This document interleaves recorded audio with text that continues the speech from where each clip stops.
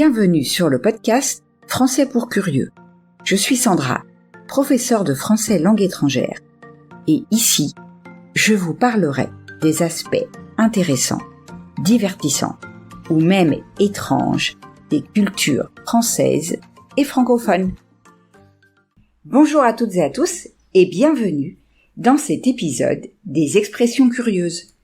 Aujourd'hui, je vous parle des animaux sauvages. Être malin comme un singe. Cette expression, pleine d'espièglerie, évoque l'intelligence rusée des singes. Être malin comme un singe signifie être astucieux, habile et débrouillard dans les situations délicates. Faire l'autruche. Imaginez-vous face à un problème, et plutôt que de l'affronter, vous décidez de faire l'autruche en enfouissant votre tête dans le sable.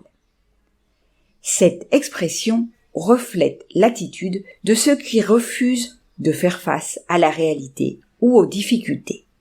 Être une langue de vipère.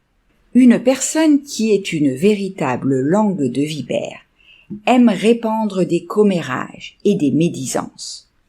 Cette expression colorée évoque l'idée d'une langue venimeuse qui peut causer des dégâts avec ses paroles. À pas de loup, glissons-nous discrètement avec cette expression, signifiant agir ou avancer en silence, de manière à ne pas se faire remarquer. On l'utilise souvent pour décrire une approche subtile et prudente. Avoir le cœur d'un lion. Quand on dit de quelqu'un qu'il a le cœur d'un lion, cela signifie qu'il est courageux, fort et audacieux. Une belle image pour décrire la bravoure d'une personne face à l'adversité. Avoir des yeux de lynx. Cette expression met en avant une acuité visuelle exceptionnelle, à l'image du lynx, qui est connu pour sa vision perçante. Avoir des yeux de lynx signifie donc être capable de repérer les détails les plus subtils. Avoir une mémoire d'éléphant. Les éléphants sont réputés pour leur mémoire exceptionnelle. Avoir une mémoire d'éléphant signifie donc se souvenir de manière très précise et détaillée, même des événements lointains.